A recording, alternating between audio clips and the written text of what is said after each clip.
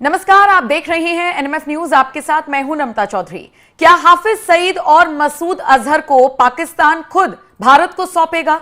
यह सवाल हर किसी के जहन में उस वक्त से है जब भारत ने ऑपरेशन सिंदूर चलाकर पाकिस्तान के आतंकवादी जो संगठन थे या जो मरकज वहां पर बनाए गए थे उन सबको नेस्तनाबूद कर दिया था। 9 आतंकी ठिकानों को नेस्तनाबूद किया गया था और उसके बाद से जैश ए मोहम्मद का सरगना हो या लश्कर ए तैयबा का सरगना अंडरग्राउंड हो गए थे और इनके जो गुर्गे थे वो भी पूरी तरीके से लुप्त हो गए थे। उसके बाद से ही भारतवासी लगातार ये सवाल खड़े कर रहे थे कि आतंक को पनाह देने वाले भारत के ये मोस्ट वांटेड आतंकी क्या भारत में वापस लाए जाएंगे? क्या इनको सजा मिलेगी? क्या भारत के दुश्मनों को ठोका जाएगा?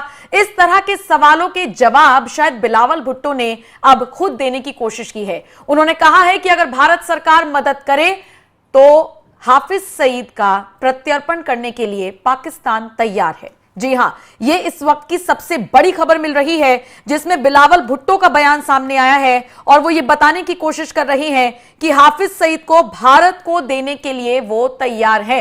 लेकिन इसी के साथ उन्होंने जिस इंटरव्यू में इस बात का जिक्र किया है उसमें उन्होंने कई और बातें भी कही हैं। तो आइए इस इंटरव्यू में बिलावल भुट्टो क्या कुछ कहते हुए नजर आए हैं, एक एक करके समझते हैं। सबसे पहले तो उन्होंने कहा कि पाकिस्तान को नहीं पता कि आतंकी मसूद अजहर कहां है। हो सकता है जैश ए मोहम्मद का मुखिया अफगानिस्तान में हो। आपको बता दें, हाल ही में एक इंटरव्यू दिया है बिलावल भुट्टो ने और ये वो बिलावल भुट्टो है जो धमकी देते हुए नजर आए थे भारत को कि अगर पानी रोका गया पाकिस्तान का तो फिर खून की नदियां बहेंगी। ये वो बिलावल भुट्टो है जो मोदी का नाम ले लेकर गीदड़ भपकिया देते हैं। वो ये कहते हुए नजर आते हैं कि हम किसी से डरते नहीं हैं, लेकिन सच बात यह है कि जब भारत ने सैन्य ताकत दिखाई, जब भारत ने अपने कूटनीतिक फैसलों को अंजाम दिया, उस वक्त सबसे पहले डरने वाला आदमी बिलावल भुट्टो ही था, क्योंकि यह वही आदमी है जिसने अपने परिवार को सबसे पहले विदेश भेजा था, क्योंकि वो इस बात को जानता था कि जब भारत एक्शन लेने पर आएगा तो किसी को नहीं बख्शेगा। वो तो हम डिफेंसिव मोड में थे तब पाकिस्तान का इतना नुकसान कर दिया, अटैकिंग मोड में होते तो सोचिए क्या होता। खैर, वापस मुद्दे पर आते हैं।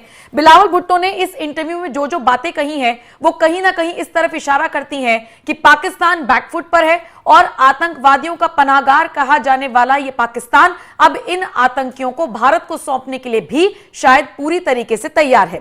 बिलावल भुट्टो ने कहा हाफिज सईद आजाद नहीं है, पाकिस्तान ने उस पर एक्शन लिया है।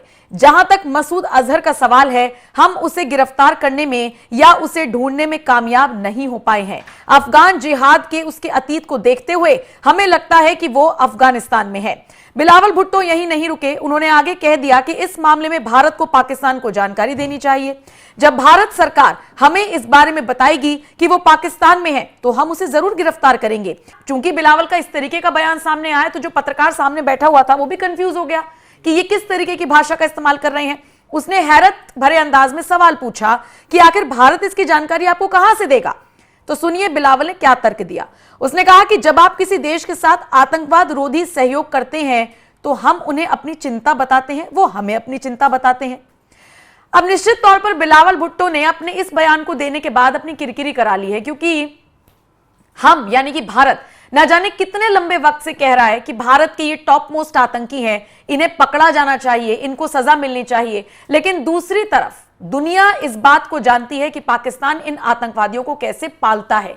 यहां तक कि जब भारत ने अपना सैन्य ऑपरेशन चलाया उस वक्त भी खबरें थी कि लश्कर का सरगना हो या जैश ए मोहम्मद का सरगना हो, सबसे पहले पाकिस्तानी फौज और पाकिस्तानी सरकार ने इन्हीं को सेफ प्लेस पर भेजने की कोशिश की थी। और अब यही आदमी कह रहा है कि अगर भारत की इतनी बड़ी चिंता है आतंकवाद तो वो हमारा सहयोग करे, हमें बताए कि ये आतंकवादी कहां पर है। और शायद इसीलिए जो इंटरव्यू ले रहा था ना पत्रकार, वो भी बिलावल भुट्टो के इस बयान पर हंसने लगा। पूरी दुनिया जानती है जैश ए मोहम्मद कहां है, उसका असली ठिकाना कहां है।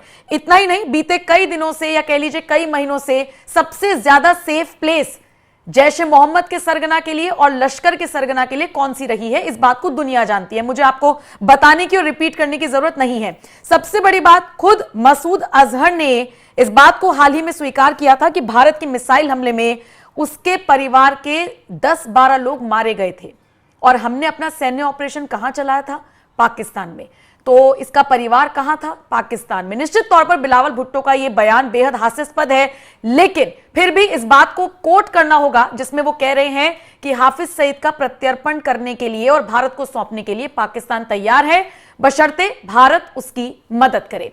आपको बताते चले, 22 अप्रैल को हुए पहलगाम आतंकी हमले के बाद भारत ने जिस तरीके से 6 और 7 मई की रात को ऑपरेशन सिंदूर चलाया था, यह उसका नतीजा है कि पाकिस्तान फ्रंट फुट पर अब हमसे कोई भी लड़ाई लड़ने के मूड में नहीं है।